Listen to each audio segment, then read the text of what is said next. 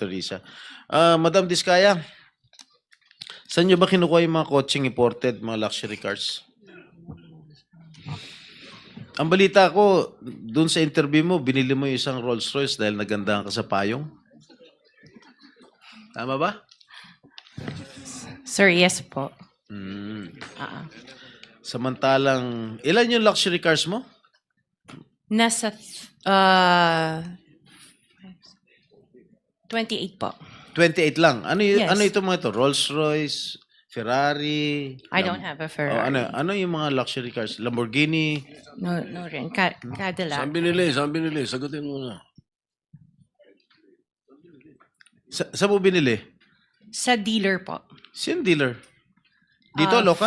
Local dealer o sa abroad? Freebell Enterprises tsaka yung isa Auto Art. Dito, sa Pilipinas? Yes po. Hindi ka nag-import? No po. Dito, may dealer ng mga Yes po. Rolls Royce. May dealer ng Rolls Royce meron dito. po. Ano pa yung mga ibang luxury cars mo? Yung anong tawag dito, yung Cadillac and the GMC. Cadillac Escalade, ganon? Yes po. Oh. The GMC. Yun lang. Sinong dealer? I mentioned earlier Freebell Enterprises and Auto Sa Art. lahat ng kotse mo, yun ang mga dealers mo. Dalawa lang sila Dalawa po. yung dealers mo. Yes what, po. what other luxury cars do you own? Yung iba dito na, the Maybach. Dito ko Maybach, na binili. Mercedes. Yes po. And then, yung iba, dito na rin yung Range Rover. Bentley. The Bentley dito na rin O, po. paano kayo nagka-interest sa kotse? Bakit, saan nyo gagamitin yung 28 kotse na luxury cars?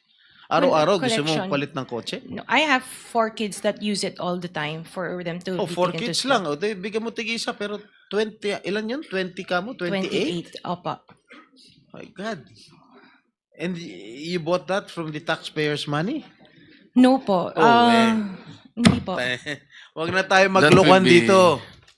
Let's allow our people to decide on that anyway. Uh, Ano lang, linawin na yung pangalan. Senator Risa, sorry nagkamali ako. Chairman, Si- just the 2 names of the dealers.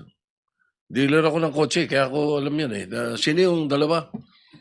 Pinagkukunan mo ng luxury cars? Freebell Enterprises Ha? and Freebell Enterprises Freebell. and yung isa Auto Art. Auto Art. Yes Okay. po. Thank you. Sen Risa, sorry kasi nalagpasan ko si Senator Bato pala.